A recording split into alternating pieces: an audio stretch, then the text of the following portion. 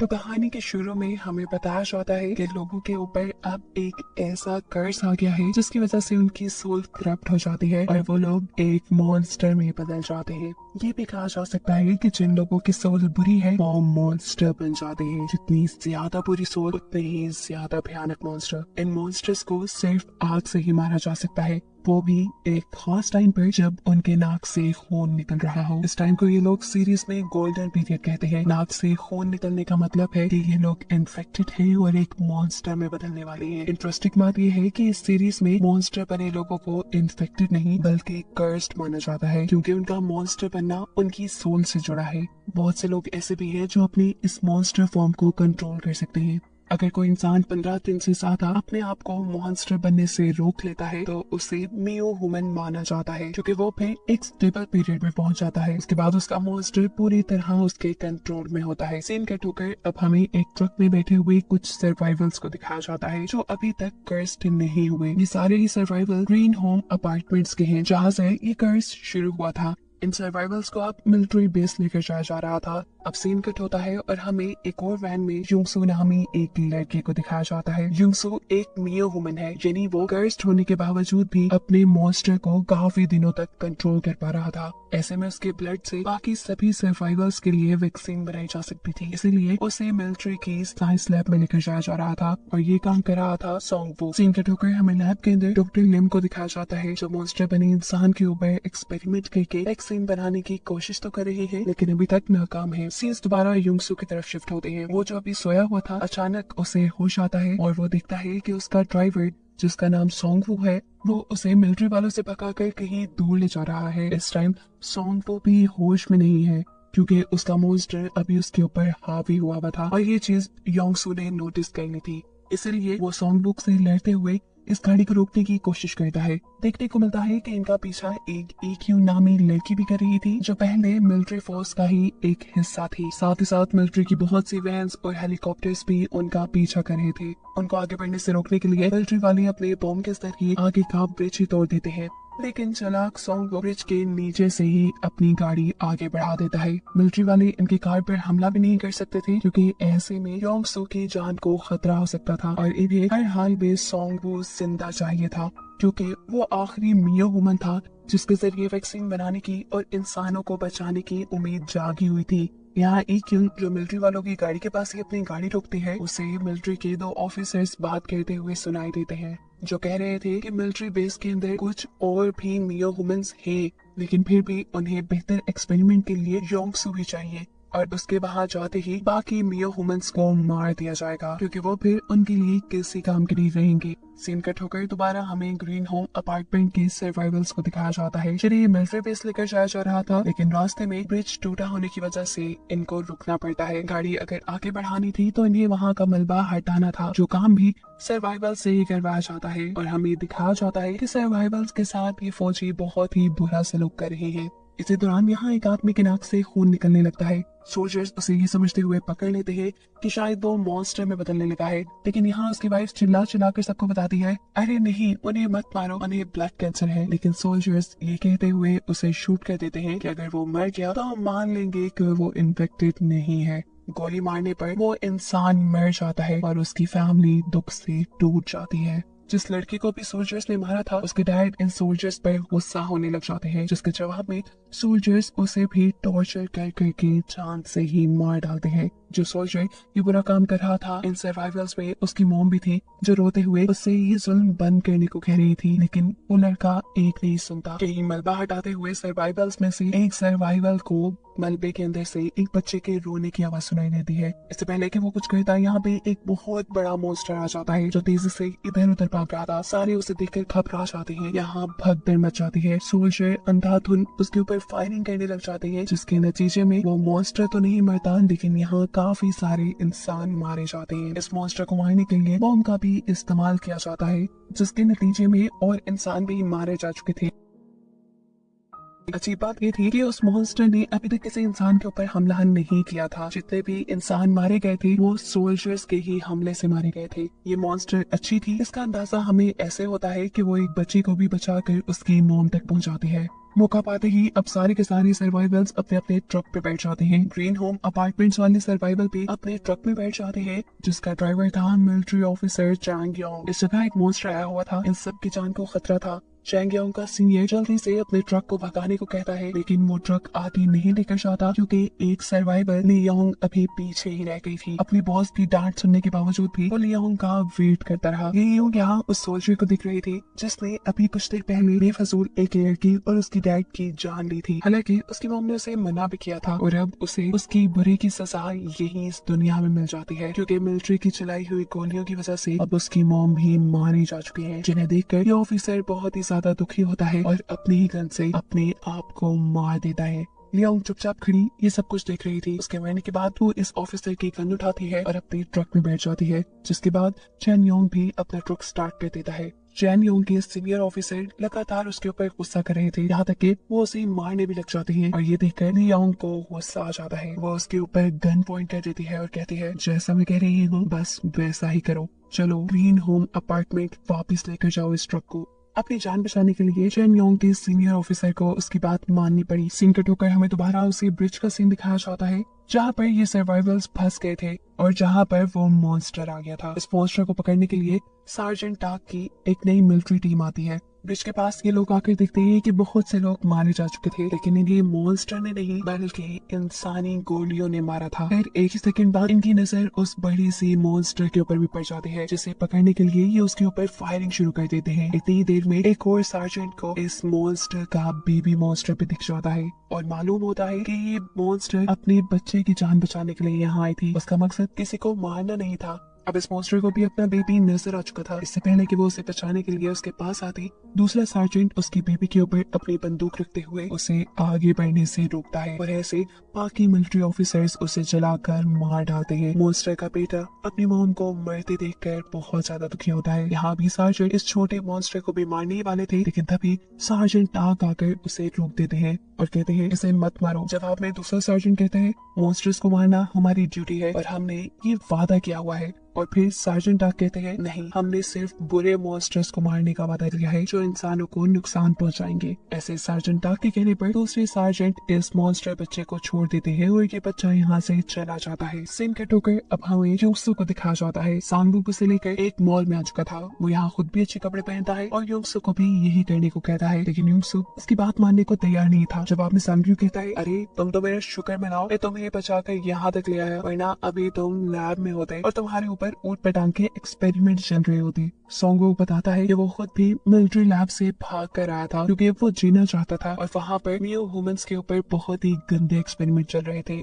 योंगसू से वो कहता है वो अभी भी दोबारा मिलिट्री बेस जाना चाहता है ताकि वो वहाँ से बाकी सभी बचे हुए मियो ह्यूमंस को बचा कर ला सके। योंगसू से वो ये भी कहता है कि मैं एक बुरा इंसान नहीं हूँ और ना ही बुरा मॉन्स्टर हूँ। मैं बेवजह किसी को नहीं मारता, जो कोई बुरा कहता है मैं सिर्फ उसे ही मारता हूँ। उसके सामने ही सांगवूक यहाँ पर एक लड़की को भी मॉन्स्टर से बचाता है, मॉन्स्टर को मारते हुए, और योंगसू से कहता है, अगर तुम चाहो तो मैं किसी को आगे नहीं मारूंगा, लेकिन इसके लिए बस तुम्हें मेरी मदद करनी पड़ेगी। तुम्हें मिलिट्री लैब के सभी मियो ह्यूमंस को बचाना होगा, वो भी मेरे साथ मिलकर। मियो ह्यूमंस की जान बचाने का सुनकर योंगसू भी सांगवूक का साथ देने को तैयार हो जाता है। इसके बाद ये लोग एक कार लेते हुए लैब के लिए निकल जाते हैं। यहाँ लैब के अंदर भेस बदलते हुए ईक्यून पहले से ही आ गई थी। एक मेजर को गन पॉइंट पे लेते हुए वो लैब के अंदर एक्सेस कर लेती है क्योंकि यहाँ उसे अपने फियांसी को ढूंढना था जो कि एक मियो ह्यूमन था और उसे एक्सपेरिमेंट के लिए लैब के अंदर ले आया गया था। अपने फियांसी को ढूंढने से पहले वो लैब के अंदर एक एक्सपेरिमेंट देखती है जहाँ एक मॉन्स्टर के बिहेवियर को स्टडी करने के लिए उसके सामने उसकी मॉम को लाया जाता है। पहले तो वो मॉन्स्टर काफी कंट्रोल बिहेव करता है, इसीलिए लैब के लोग इस मॉन्स्टर को येलो कैटेगरी में टैग कर देते हैं,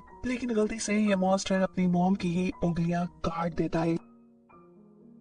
ऐसे उसे खतरनाक जानकर यहाँ के लोग फायर गन से उसे मार देते हैं और अपने बेटे को मरता देखकर उसकी मॉम बहुत ही ज्यादा दुखी होती है। यहाँ योंगसू और सांगवूक जो के लैब के रास्ते में ही थे, उनका अचानक से एक्सीडेंट हो जाता है क्योंकि सांगवूक जो ड्राइव कर रहा था उसके दिमाग पे इस टाइम उसके मॉन्स्टर ने कंट्रोल किया हुआ था और बार बार सांगवूक वाली मेमोरीज दिमाग में आने की वजह से उसका दिमाग डिस्ट्रैक्ट हो जाता है और इनका एक्सीडेंट हो जाता है। एक्सीडेंट में सांगवूक बहुत ज्यादा जख्मी हो चुका था। चोटें तो योंगसू को भी आई थी, लेकिन वो उठ खड़ा हुआ। उसने आसपास देखा कि बहुत से और सोल्जर्स भी यहाँ पर जख्मी हालत में हैं। एक सोल्जर बहुत ही ज्यादा दर्द में था वो युंगसू से रिक्वेस्ट करता है कि प्लीज मुझे मार दो, मुझे इस दर्द से निकाल दो। और बेचारा युंगसू भी उसकी बात मानते हुए उसकी गर्दन मोड़कर उसे जान से मार डालता है। इसके बाद युंगसू दोबारा सैंगवुक के पास आता है। सैंगवुक खुद एक मॉन्स्टर था जिसे उठाकर वो लैब के अंदर जाने लगा। उसे लैब के अंदर जाने से इसलिए डर नहीं लग रहा था क्योंकि उसने तो खुद अपने आप को वॉलंटियर किया था। वो तो खुद चाहता था कि उसकी मदद से बाकी इंसानों को बचाने के लिए वैक्सीन बनाई जा सके। लेकिन हर बढ़ते कदम के साथ सैंगवुक उसे समझाता रहता है, युंगसू तुम गलत कर रहे हो, अंदर मत जाओ, तुम्हारे लिए अंदर खतरा है। लेकिन युंगसू उसकी बात नहीं सुनता और आगे बढ़ने पर मिलिट्री वाले उसके ऊपर फायरिंग करना शुरू कर देते हैं। खैर सीन कट होता है और हम दोबारा लियोंग को देखते हैं जो कि मिलिट्री ट्रक को दोबारा ग्रीन होम अपार्टमेंट्स में ले आई थी। वो यहाँ अपने भाई को ढूंढना चाहती थी। लियोंग के बदले यहाँ उसके साथी ने मिलिट्री ऑफिसर को गन पॉइंट पे रखा हुआ था जबकि वो मलबे के अंदर अपने भाई को ढूंढ रही थी। उसे यहाँ अपना भाई तो नहीं मिलता लेकिन उसका कुछ सामान और अपनी एक फैमिली फोटो मिलती है जिसे उसका भाई हर वक्त उसके साथ रखा करता था। हमें मालूम होता है कि उसकी कुछ डिजायर्स थी, कुछ ख्वाहिशें थी अपनी फैमिली को लेकर और इन्हीं ख्वाहिशों की वजह से उसकी सोल कर्स हुई थी और वो एक मॉन्स्टर बना था। यहाँ ट्रक के अंदर हमें देखने को मिलता है कि वो मिलिट्री ऑफिसर एक दूसरे सर्वाइवल को वैक्सीन और शेल्टर का लालच देते हुए उसे लड़की के हाथ से गन लेने को कहता है और ऐसा कहते ही वो जब आजाद होता है तो फौरन ही जाकर लियोंग को पकड़ लेता है। लियोंग ने उसे इतना सताया जो था, अब लियोंग को ये भुगतना था। उसे मारते हुए वो वापस ट्रक तक ले आया और चैंगयोंग से उसने अब सभी सर्वाइवल्स को बांधने को कहा। जितने में चैंगयोंग ये काम कर रहा था उन्हें करीब ही मॉन्स्टर्स की आवाजें आने लगी। यानी ये लोग अगर ज्यादा देर यहाँ रुकते तो उनकी जान को खतरा भी हो सकता था। यहाँ मॉन्स्टर्स थी। हाथ बांधे हुए चैंगयोंग लियोंग की रस्सी ढीली छोड़ देता है ताकि वो अपने हाथ छुड़वाकर सबको बचा सके। इससे पहले कि ये लोग यहाँ से आगे बढ़ जाते यहाँ पर इन्हें एक औरत दिखाई देती है। हमें मालूम होता है कि 1 साल पहले उसका बेटा मारा गया था और अब वो अपने एक ककून से निकली थी।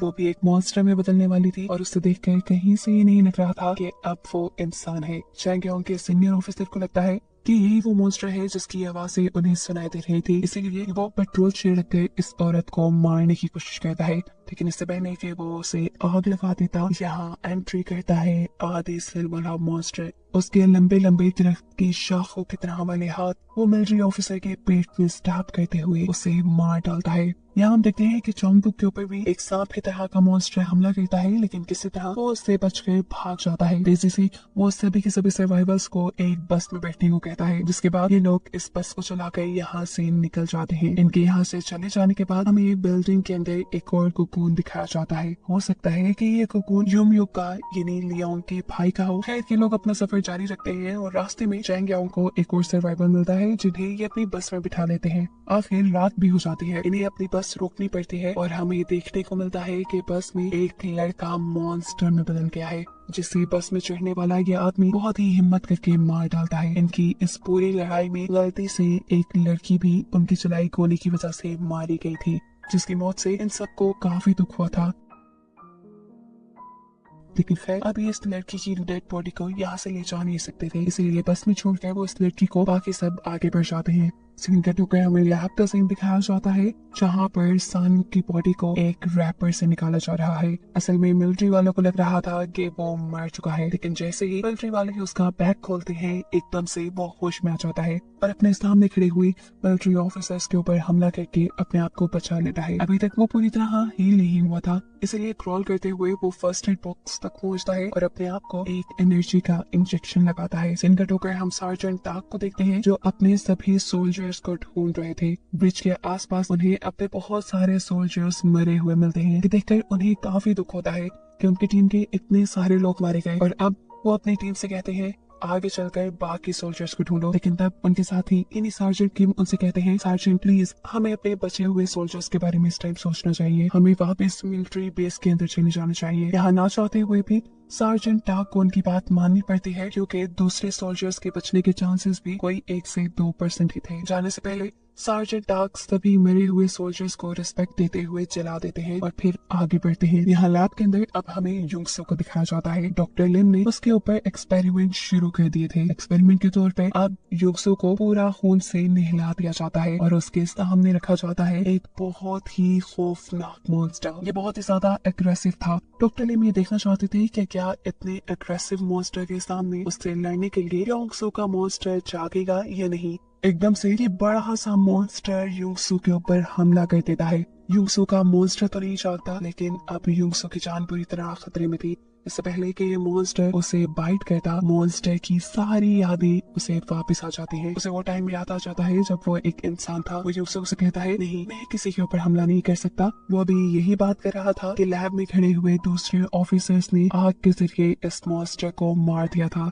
क्योंकि उन्होंने तो यही देखा था कि मॉन्स्टर ने युंगसू पे हमला कर दिया। ये तो नोटिस ही नहीं किया कि मॉन्स्टर हमला करने के लिए आगे बढ़ा जरूर था, लेकिन उसने युंगसू को चोट नहीं पहुंचाई थी। उसकी मौत को देखकर युंगसू को बहुत दुख होता है और वो रोते हुए डॉक्टर निम से कहता है, अरे इसे क्यों मार दिया, ये बुरा तो नहीं था। जवाब में डॉक्टर निम उसे कहते हैं, जो हमारे काम का नहीं होता हम उसे मार देते हैं। ये बात सुनने के बाद युंगसू रोता रहता है। असल में मॉन्स्टर इतने बुरे भी नहीं थे जितना उन्हें बताया जा रहा था। अब युंगसू दोबारा डॉक्टर निम के पास जाता है और कहता है कि मैं अपने आप को वॉलंटियर करने के लिए तैयार हूँ, मेरे से आप लोग वैक्सीन बनाए। डॉक्टर निम यहाँ उसे वार्न भी कहते हैं कि ऐसा करते हुए तुम्हारी जान भी जा सकते हैं, लेकिन युंगसू हर कीमत पे बाकी लोगों को बचाने के लिए तैयार था। इधर देखने को मिलता है कि सार्जेंट टाक की पूरी टीम के साथ साथ चैंगयोंग भी ग्रीन होम अपार्टमेंट्स के सर्वाइवल को लेकर यहाँ सेफ्टी कैंप में आ चुका है, जहाँ सार्जेंट टाक सभी सर्वाइवल्स के ऊपर एक नजर दौड़ाते हैं। और तभी एक और ऑफिसर आकर उन्हें मेजर का एक मैसेज देता है कि उनकी टीम को आगे रेस्क्यू ड्यूटी से रोक दिया गया है, क्योंकि इस काम में पहले भी 2 सार्जेंट मारे जा चुके हैं। सार्जेंट टाक को समझ नहीं आ रही थी कि मेजर ने इसका गंदा डिसीजन क्यों लिया। जहाँ मेजर उनसे कहते हैं, सार्जेंट हम जितनी भी कोशिश कर ली, इंसानों का बच पाना हमारे हाथ में नहीं। सार्जेंट टाक को उनकी बातें समझ नहीं आ रही थी। यहाँ मेजर अब सार्जेंट टाक से कहते हैं, अगर आपकी फोर्स सेफ्टी कैंप के अंदर है तो उन्हें लेकर अपनी मिलिट्री बेस के अंदर चले जाएं, क्योंकि सेफ्टी कैंप के अंदर खतरा है। जनरल की बातें सार्जेंट टाक को बिल्कुल समझ नहीं आ रही थी कि आखिर वो ऐसा कह क्यों रहे थे। इतना तो सार्जेंट टाक भी जान गए थे कि मेजर जरूर उनसे कुछ छुपा रही है। इससे पहले कि सार्जेंट टाक उनसे कुछ पूछ पाते, यहाँ मेजर अपने आप को गोली मारकर अपनी जान खत्म कर देते हैं। अब सीन कट होता है और हमें दोबारा मिलिट्री लैब का सीन दिखाया जाता है। एक यून जो कि इस लैब के अंदर आ चुकी थी अपने फियांसी को ढूंढने के लिए, वो अब लैब के एक दूसरे चैम्बर में जाने की कोशिश कर रही थी, लेकिन यहाँ के लिए उसे एक पास चाहिए था। हलचल महसूस होने पर डॉक्टर लिम यहाँ जाते हैं। वो एक उनको पहचान लेते हैं और कहते हैं, क्या मैं तुम्हारी कुछ मदद कर सकता हूँ? असल में मैंने तुम्हें पहचान लिया है, तुम सांगवुक की फियांसी हो ना? वो मेरा दोस्त है, अगर तुम उससे मिलना चाहती हो तो मैं तुम्हारी मदद कर सकता हूँ। सांगवुक वही लड़का था जो युंगसू को यहाँ तक लेकर आया था। एक उनको डॉक्टर लिम की बात पे यकीन नहीं था, इसीलिए वो डॉक्टर लिम के ऊपर भी गन पॉइंट कर लेती है। डॉक्टर लिम अब उसे एक कंटेनर के पास लेकर जाते हैं, जिस मिरर के कंटेनर के अंदर सांगवुक को रखा गया था। उसे देखकर यहाँ उसे रोना आ जाता है, उसकी हालत खराब हो जाती है, उसको जोर से पेट में दर्द भी होने लगता है, जहाँ हमें मालूम होता है कि असल में ईक्यून प्रेग्नेंट है। यहाँ डॉक्टर के जरिए ईक्यून को मालूम होता है कि ईक्यून के पेट में जो बच्चा है वो भी कर्स्ड है, इन्फेक्टेड है, यानी जब वो पैदा होगा तो वो एक मॉन्स्टर होगा, क्योंकि उसका बाप एक मॉन्स्टर है। दूर खड़ा सांगवुक ये सब कुछ देख रहा था। खैर, अब हम देखते हैं कि डॉक्टर लिम को यहाँ से कुछ सोल्जर्स पकड़ कर ले जाते हैं। उन्हें ले जाया गया था प्राइम मिनिस्टर के पास। प्राइम मिनिस्टर यहाँ पर डॉक्टर लिम को एक टेचिकिस खोलने को कहते हैं, जिसे खोलने पर उन्हें इसके अंदर कुछ नहीं मिलता। असल में इसके अंदर वैक्सीन होनी चाहिए थी, जिसे डॉक्टर लिम ने पहले ही छुपा दिया था। उससे में अब प्राइम मिनिस्टर डॉक्टर लिम के हाथ पे शूट कर देते हैं और फिर डॉक्टर लिम से कहता है, मुझे लगता है कि आने वाले कुछ अरसे में इस पूरी दुनिया में मॉन्स्टर्स का राज होगा, लेकिन इससे पहले कि सभी इंसान मॉन्स्टर में बदल जाए, मैं सभी इंसानों को खत्म कर देना चाहता हूँ। प्राइम मिनिस्टर की बात सुनकर लिम हंसने लग जाता है और प्राइम मिनिस्टर से कहता है, अगर आपने ऐसा कर लिया तो मैं आपको भी वैक्सीन दे दूंगा, जिससे आप मॉन्स्टर नहीं बनेंगे। लिम की ये बात सुनकर प्राइम मिनिस्टर बस एक बटन दबाते हैं और इससे सेफ्टी कैंप में लगे बहुत से बॉम्ब्स फट जाते हैं और वहाँ जितने भी सर्वाइवल्स को रखा गया था वो सभी मरने लग जाते हैं। और यहाँ पर ये मिस्ट्री रिवील होती है कि क्यों आखिर जनरल सार्जेंट टैंक को सेफ्टी कैंप से दूर रखना चाह रहे थे, क्योंकि उन्हें प्राइम मिनिस्टर के बुरे इरादों के बारे में पहले से ही पता चल गया था और वो प्राइम मिनिस्टर को रोक भी नहीं सकते थे। प्राइम मिनिस्टर के किए हुए इस हमले की वजह से अब हजारों लोग मारे गए थे। ये सब करने के बावजूद भी डॉक्टर लिम प्राइम मिनिस्टर को वो वैक्सीन नहीं देता, क्योंकि अभी तक कोई वैक्सीन बनी ही नहीं थी। सच्चाई जानकर प्राइम मिनिस्टर डॉक्टर लिम को मारने ही वाले थे, लेकिन ठीक वक्त पर यहाँ सार्जेंट टैंक आ जाते हैं।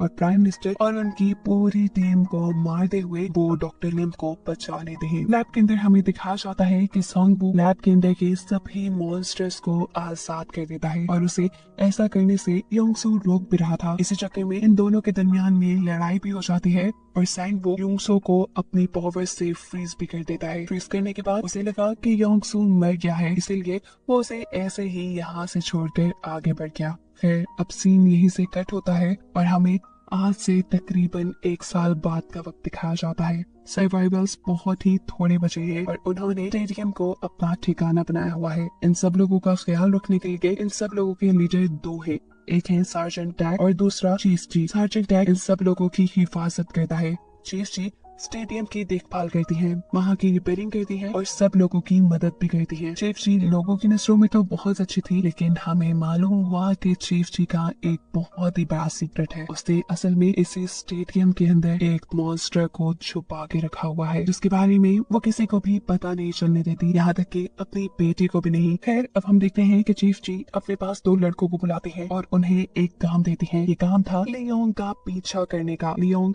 असल में हर रोज इस स्टेडियम से बाहर जाया करती थी, इस उम्मीद में कि कहीं वो अपने भाई यमयुक को ढूंढ लेगी। चीफ जी लियोंग को बिल्कुल पसंद नहीं करती, वो उसे मरवाना चाहती है क्योंकि उन्हें लगता है कि उनके हस्बैंड की मौत के जिम्मेदार और कोई नहीं बल्कि लियोंग है। वो लियोंग के स्टेडियम से बाहर निकलने के बाद किसी को भी नहीं बताती, क्योंकि वो चाहती है कि लियोंग किसी दिन बाहर से इन्फेक्टेड होकर आए, एक मॉन्स्टर बनकर आए और इसी चीज को बहाना बनाते हुए वो लियोंग को मार डाले। लियोंग से वो इतनी ज्यादा नफरत करती थी, हालांकि वो ये बात नहीं जानती थी कि उसके हस्बैंड की मौत के पीछे लियोंग का तो कोई हाथ था ही नहीं। असल में पास्ट में हुआ ये था कि एक मॉन्स्टर ने लियोंग पर और उनके हस्बैंड पे एक ही टाइम पे हमला किया था। फिर इन दोनों को ओवर पावर करने के बाद लियोंग को छोड़ दिया, लेकिन चीफ जी के हस्बैंड को मार दिया और तब से चीफ जी को लगने लगा कि जरूर उनके हस्बैंड की मौत के पीछे लियोंग का हाथ था। खैर प्रेजेंट में अब हम देखते हैं कि लियोंग स्टेडियम से बाहर आ चुकी है और उसके पीछे अब चीफ जी के भेजे हुए गुंडे भी। लियोंग के पीछे कोई है, इस चीज की खबर लियोंग को भी हो जाती है, इसलिए अपनी जान बचाकर वो यहाँ से भागने लगी। चीफ जी के गुंडे अपनी बंदूकों से लियोंग को मारने की कोशिश करते हैं, लेकिन लियोंग बचकर वहाँ से बाहर निकलती है। लियोंग जाकर जिस फैक्ट्री में छुपी थी उसी फैक्ट्री के अंदर अब वो गुंडे भी आ चुके थे। इससे पहले कि वो लोग यहाँ लियोंग को देखते, उनकी नजर यहाँ बैठी एक बच्ची पे पड़ती है, इसका नाम है आही। देखने में तो ये बच्ची बिल्कुल नॉर्मल लग रही थी, लेकिन अचानक से ये बच्ची उस लड़के का हाथ पकड़ते हुए उसे मॉन्स्टर बना देती है। वो लड़का मॉन्स्टर बनते ही अपने दूसरे साथी को मार डालता है और फिर देखते ही देखते इस फैक्ट्री के अंदर बहुत से मॉन्स्टर्स निकल आते हैं। इन मॉन्स्टर्स में से एक ने लियोंग के ऊपर भी हमला कर दिया था और इससे पहले कि मॉन्स्टर लियोंग को मार देता, कोई आकर लियोंग को बचा लेता है। लियोंग जैसे ही फैक्ट्री से बाहर आती है तो उसे अपने सामने आही नजर आती है। आही के बाजू पे बिल्कुल वैसा ही कपड़ा बंधा था जैसा लियोंग के बाजू पे बंधा था और ये देखकर लियोंग समझ गई कि जरूर इस लड़की का उससे कोई ताल्लुक है। इस लड़की ने या शायद इसके ही किसी साथी ने उसे एक मॉन्स्टर से बचाया था।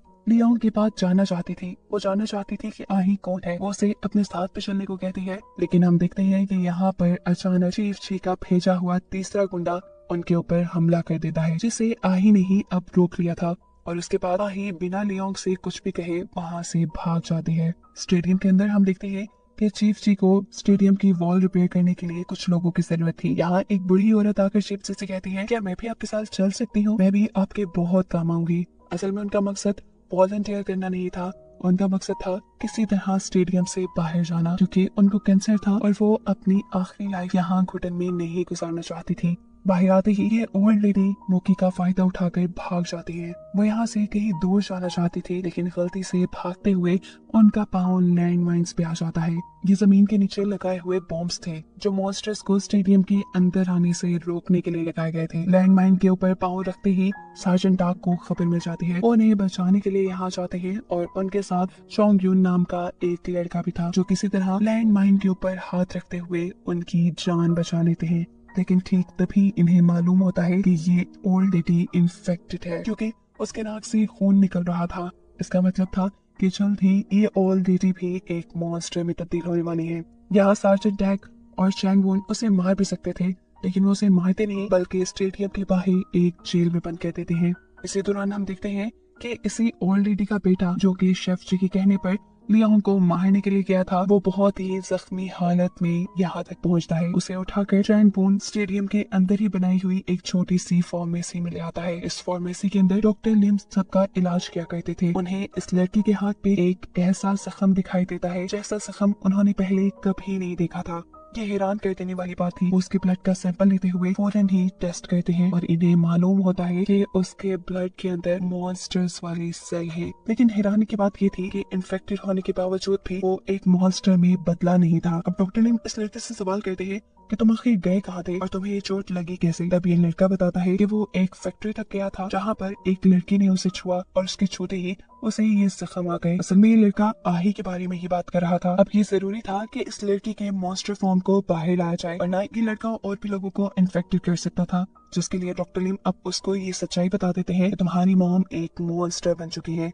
तुम्हें यहाँ सभी लोगों को बचाने के लिए उन्हें मारना होगा। डॉक्टर लिम की बात मानते हुए वो पॉइजन लेकर स्टेडियम से बाहर अपनी मॉम के पास चला जाता है। वो अपनी मॉम को जहर दे देता है ताकि उसकी मॉम इस सारे दर्द से अपनी जान छुड़वा ले। लेकिन देखता है कि पॉइजन लेने के बावजूद भी उसकी मॉम नहीं मरी। ये देखकर उसे गुस्सा आ जाता है। उसके अंदर का मॉन्स्टर अब बाहर निकलने लगता है, जिसके चलते वो बेदर्दी से अपनी मॉम को मार देता है। ये तो डॉक्टर लिम ने भी नहीं सोचा था कि वो इतने बुरे तरीके से रिएक्ट करेगा। डॉक्टर लिम अब फौरन सर्जेंट डाक के पास जाते हैं और उन्हें उस लड़के के बारे में बताते हैं जिसके ब्लड के अंदर तो मॉन्स्टर का ब्लड था, लेकिन उसके अंदर कोई भी मॉन्स्टर वाली हरकत नहीं थी। वो सार्जेंट से पूछते हैं बताएं उस लड़के का क्या करना चाहिए। सार्जेंट उससे कहते हैं कि उस लड़के को आप नहीं मारें, आपको हमने यहाँ इसलिए रखा है ताकि ज्यादा से ज्यादा लोगों की जान बचाई जा सके और लोगों को ये उम्मीद दिलाई जा सके कि सभी लोग मॉन्स्टर्स में नहीं बदलेंगे। इसीलिए प्लीज आप सब लोगों की उम्मीद को जिंदा रखें। खैर यही अब हमें पता चलता है कि सर्जेंट टैग का एक सोल्जर गायब हो चुका था और उसके बारे में एक दूसरा सोल्जर आकर खबर देता है कि वो कहीं गायब नहीं हुआ बल्कि अपनी मर्जी से स्टेडियम से बाहर गया है क्योंकि उसकी वाइफ बीमार थी। वो उसे हर हाल में बचाना चाहता था। सोल्जर बताता है वो ज्यादा दूर नहीं गया होगा, बस बाहर किसी फार्मेसी या हॉस्पिटल तक गया होगा जहाँ से अपनी वाइफ के लिए मेडिसिन ला सके। अब हम सोल्जर चैंग वून को देखते हैं जिसने अभी ओल्ड लेडी की जान बचाई थी। उसे मालूम होता है कि लियोंग हर रोज बाहर निकलती है, जो जानकर उसे डर लगता है और वो यहाँ लियोंग को समझाने आता है कि प्लीज तुम हर रोज बाहर ना जाया करो, ऐसे तुम्हारे अलावा बाकी लोगों की जानों को भी खतरा हो सकता है। अगर किसी दिन तुम इन्फेक्टेड होकर आ गई तो देखो सब मर जाएंगे।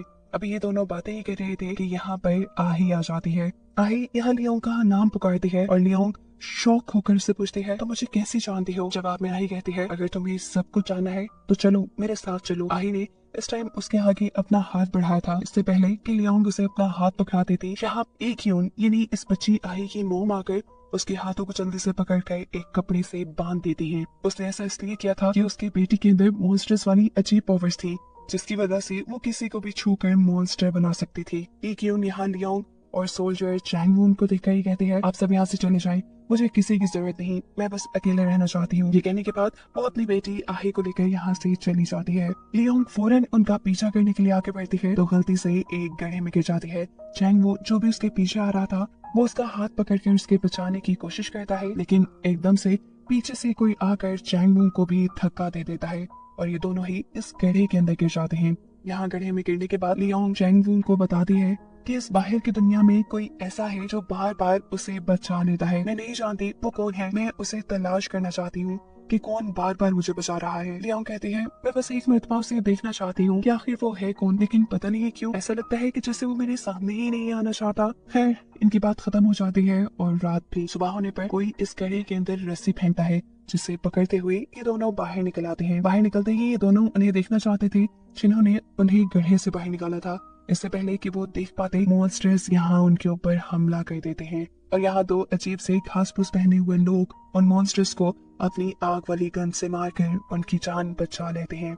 लियोंग उनसे पूछती है आप कौन, लेकिन ये दोनों उनकी बातों का जवाब दिए बगैर उनके हाथों को बांधकर फैक्ट्री के अंदर बंद कर देते हैं। यहाँ हमें ईक्यून को दिखाया जाता है जो इस टाइम अपनी बेटी आही को डांट रही थी क्योंकि उसने एक और मर्तबा एक और इंसान को छूकर उसे मॉन्स्टर बना दिया था। हालांकि ईक्यू ने उसे हजारों मर्तबा मना किया था, उसे बार बार ये कहा था कि तुम्हें एहतियात करनी है। आही को सजा देने के लिए अब वो आही को वॉशरूम में बंद कर देती है। गलती से बाथरूम के अंदर किसी तरह से आग लग जाती है और मजबूरन ईक्यून को अपनी बेटी को बचाने के लिए उसे वहाँ से बाहर निकालना पड़ता है। इस टाइम हम देखते हैं कि ये लोग एक बोट पे थे और यहीं पर आही का एक मॉन्स्टर दोस्त भी आया था। इस मॉन्स्टर को देखकर इक्यून उस मॉन्स्टर के ऊपर फायर कर देती है, ये जाने बगैर कि वो आही का दोस्त है। अपने आप को बचाने के लिए वो मॉन्स्टर पानी के अंदर जंप कर देता है। अब आही, जिसने ये देखा था कि उसकी मॉम ने उसके दोस्त को मार दिया, उसे लगता है कि उसकी मॉम मॉन्स्टर्स को पसंद नहीं करती। उसे लगता है कि उसकी मॉम चाहती है कि वो उनकी जिंदगी से बहुत दूर चली जाए, इसीलिए वो अपनी मॉम से कहती है, आप मुझे नहीं अपने पास रखना चाहती ना, इसीलिए मैं जा रही हूँ। ये कहते ही वो भी पानी के अंदर जंप कर देती है। इक्यून उसे बचाने के लिए फौरन पानी के अंदर जंप करती है, लेकिन उन्हें अब आही कहीं नजर नहीं आ रही थी। सीन्स एकदम से फ्लैशबैक में शिफ्ट होते हैं, जहाँ आही पैदा हुई थी। उसके पैदा होने के बाद इक्यून को लगने लगा कि उसने एक मॉन्स्टर को जन्म दिया है, उसे इस मॉन्स्टर को मार देना चाहिए। लेकिन उसके मारने से पहले ही योंगसू यहाँ आ जाता है। इक्यून इस बच्चे को यहाँ छोड़कर चली जाती है, जिसे योंगसू उठा लेता है और पालना शुरू कर देता है। हर गुजरते दिन के साथ इक्यून को ये एहसास होने लगा था कि अगर योंगसू उसकी बेटी को पाल सकता है तो वो क्यों नहीं। उसने आज तक कोई मॉन्स्टर वाली हरकत नहीं की थी, वो एक नॉर्मल इंसान थी। इसी सोच के चलते एक दिन इक्यून अपनी बेटी को अपना लेती है। लाइफ बेहतरी की तरफ जाना शुरू करती है, लेकिन फिर एक दिन कुछ लोग आही के ऊपर हमला कर देते हैं। इक्यून फौरन उसे बचाने जाती है तो देखती है कि आही को इस हमले से कुछ भी नहीं हुआ था, उल्टा वो तो खड़े होकर सबको छू छू कर मॉन्स्टर बनाने लगी थी। और ये देखकर उसे एहसास हो गया कि वो गलत थी, उसकी बेटी आही एक मॉन्स्टर ही थी। और ये जानकर उसे बहुत ज्यादा दुख होता है। वो अपनी बेटी को लेकर घर आ जाती है और उसके हाथ पे एक कट लगा देती है, ताकि आही की मुकम्मल मॉन्स्टर बनने के बाद भी वो आही को पहचान सके। सीन्स दोबारा प्रेजेंट में शिफ्ट होते हैं और हम आही को जिंदा दिख रही है। आई इस टाइम लियोंग के पास है, जो उसे एक गड्ढे के अंदर धक्का दे देती है और तब योंगसू आकर उसे यहाँ बचा लेता है। उसे बचाने के बाद वो फौरन आई के पीछे चला जाता है और यहाँ वो घास का कोट पहना हुआ आदमी लियोंग को यहाँ से जाने को कह देता है। यहाँ योंगसू आई से सवाल करता है कि तुमने ऐसा क्यों किया, तुमने उस लड़की को गड्ढे में धक्का क्यों दिया। जवाब में आई कहती है, क्योंकि वो लड़की मुझे बिल्कुल पसंद नहीं, वो बहुत बुरी है, वो हमेशा मेरे दोस्तों को नुकसान पहुंचाती है, हालांकि मेरे दोस्तों हमेशा उसे बचाते हैं। वो योंगसू से कहती है, तुम्हें पता है इंसान बिल्कुल अच्छे नहीं। पहले पहले मुझे लगता था कि इंसान अच्छे हैं, मेरी मॉम की तरह, इसलिए मैं अपने मॉन्स्टर दोस्तों के साथ मिलकर उनकी मदद किया करती थी। लेकिन अब मुझे पता चला कि इंसान बिल्कुल अच्छे नहीं, वो हमें बुरा समझते हैं और बुरी तरह ही ट्रीट करते हैं। वो कहती है, अब तो मेरी मॉम ने भी मुझे दुख पहुंचाया है, अब मैं भी वापस उनके पास नहीं जाऊंगी, अब मुझे भी किसी की जरूरत नहीं। अब योंगसू आई को यही छोड़कर इक्यून के पास आता है। इक्यून के घर पे आग लगी हुई थी और इक्यून जख्मी थी। वो जल्दी से इक्यून को भगाकर बाहर ले आता है और यहाँ इक्यून उससे कहती है, मैं हार गई, मुझे लगता था कि मैं अपनी बेटी को ठीक कर लूंगी, लेकिन वो एक मॉन्स्टर ही रही। जिसके जवाब में योंगसू कहता है कि इसमें तुम्हारा कोई कसूर नहीं था। उनकी इन्हीं बातों के दौरान इक्यून बेहोश हो जाती है और योंगसू उसे बचाने के लिए यहाँ से बाहर ले आता है लियोंग के पास। ये लोग उस फर्स्ट एड यहाँ के रहने वाले करीबी लोगों के जरिए करना चाहते थे, लेकिन वो लोग इनकी मदद नहीं करते, उल्टा योंगसू के ऊपर ही गोली चला देते हैं। किस्मत से योंगसू के ऊपर ये गोली बिल्कुल भी असर नहीं करती, क्योंकि वो एक मॉन्स्टर था। इन्हें इक्यून की जान बचानी ही थी, इसलिए कि इक्यून को अपने स्टेडियम वाली फार्मेसी में ले आते हैं। यहाँ फार्मेसी में इनके पास ऑक्सीजन टैंक नहीं था और इक्यून को बचाने के लिए इस टाइम उसे ऑक्सीजन देना बहुत जरूरी थी। ऑक्सीजन टैंक न होने की वजह से उसकी जान खतरे में थी। अपने आखिरी लम्हों में वो अपनी बेटी से मिलना चाहती थी, इसीलिए योंगसू किसी तरह आही को समझाकर यहाँ ले आता है। आही उससे आखिरी मर्तबा मिलती है और उसका हाथ पकड़ती है। उसको छूते ही इक्यून एक मॉन्स्टर में बदल चुकी थी। मॉन्स्टर बनते ही वो यहाँ से भागकर चली जाती है। वो परो वाली मॉन्स्टर बनी थी, जो अब बेदर्दी से सब लोगों को मारने लगी थी। उसे रोकने के लिए यहाँ योंगसू उससे लड़ने लग जाता है। लड़ते हुए योंगसू ये नोटिस करता है कि इक्यून का अपने ऊपर बिल्कुल कंट्रोल नहीं, वो आधी इंसान और आधी मॉन्स्टर है और इसी कश्मकश की वजह से वो बहुत ज्यादा दर्द में है। इसी दर्द से आजादी देने के लिए योंगसू उसे मार देता है। उसको मारने के बाद योंगसू अब स्टेडियम के अंदर आने लगता है, जहाँ लियोंग दिखती है कि अब उसके अंदर काफी मॉन्स्टर बाहर आने लगा था। इससे पहले कि वो उसे कोई नुकसान पहुंचा देता, लियोंग एक डंडा उठा लेती है। योंगसू का मॉन्स्टर लियोंग से बात करता है और उसे बताता है कि योंगसू बहुत ज्यादा थक चुका है, अगर वो ऐसे ही रहा तो जल्द ही मर जाएगा और मैं ऐसा होने नहीं देना चाहता, इसलिए अब मुझे यानी मॉन्स्टर को उसकी बॉडी पे कब्जा करना होगा। सीन कट होकर हमें दिखाया जाता है कि स्टेडियम के अंदर किसी मॉन्स्टर के होने के सिग्नल्स मिले थे। हमें मालूम होता है कि सार्जेंट टाक ही इन्फेक्टेड हो चुके थे। ये बात डॉक्टर लिम को भी पता थी और डॉक्टर लिम उनसे कहते हैं कि मैं आपको स्पेशल इन्फेक्टिव में बदल दूंगा, जिसकी वजह से आप कभी मॉन्स्टर नहीं बनेंगे बल्कि इंसानों वाली फॉर्म में रहेंगे। ऐसा करना आपके लिए बहुत जरूरी है क्योंकि आपके अलावा इस जगह को कोई कंट्रोल नहीं कर सकता। यहाँ बाहर चीफ जी ने जिस कंटेनर के अंदर एक मॉन्स्टर को रखा हुआ था, वो मॉन्स्टर शोर मचाना शुरू कर चुका था। इस चीज की खबर सोल्जर्स जाकर सार्जेंट टाक को देते हैं और बताते हैं कोई है जो यहाँ पे एक मॉन्स्टर है।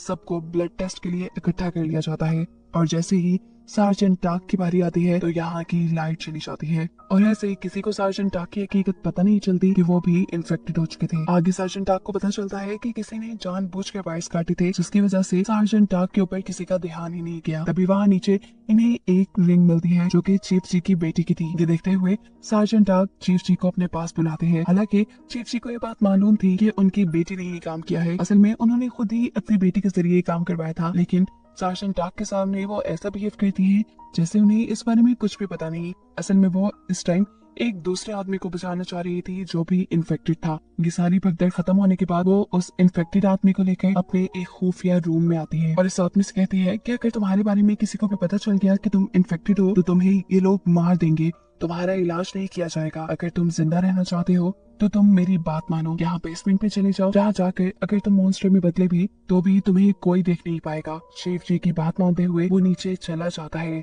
जहाँ एक मॉन्स्टर अब उसके ऊपर हमला कर चुका था। सीन कट होकर अगली सुबह हमें दिखाया जाता है कि डॉक्टर लिम सार्जेंट टैक के साथ युंगसू को ढूंढने के लिए अपने स्टेडियम से बाहर निकले हैं क्योंकि अब उन्हें युंगसू के ब्लड से वैक्सीन बनानी थी सार्जेंट टैक को स्पेशल इन्फेक्टिव बनाने के लिए। ये लोग जब रास्ते में थे तो बहुत सारे मॉन्स्टर इनके ऊपर हमला कर देते हैं और ये देखकर डॉक्टर लिम हैरान होते हैं और सार्जेंट टाक से कहते हैं कि मॉन्स्टर में एक चीज कॉमन थी, ये लोग आपस में बात नहीं कर पाते थे, लेकिन आज इन लोगों ने एक टीम की शक्ल में हमला किया है। इसका मतलब ये लोग किसी खास चीज के पीछे पड़े हैं। ये लोग अब अपनी पुरानी लैब के अंदर पहुंच जाते हैं, जहां जाने पे अब लैब के अंदर डॉक्टर लिम को एक बहुत बड़ा कोकून नजर आता है। इन्हें यहाँ पर बहुत से म्यू ह्यूमन भी मिलते हैं जिनके ऊपर गन पॉइंट करते हुए सार्जेंट किम उनसे योंगसू के बारे में पूछते हैं, जिनके बारे में इन्हें कुछ भी पता नहीं था। दूसरी तरफ डॉक्टर लिम यहाँ पर एक आदमी को देखकर घबरा गए। ये आदमी जोंग था और अपनी इंसानी शक्ल में था। उनकी घबराने की वजह क्या थी ये हमें नहीं पता। एकदम से वो आदमी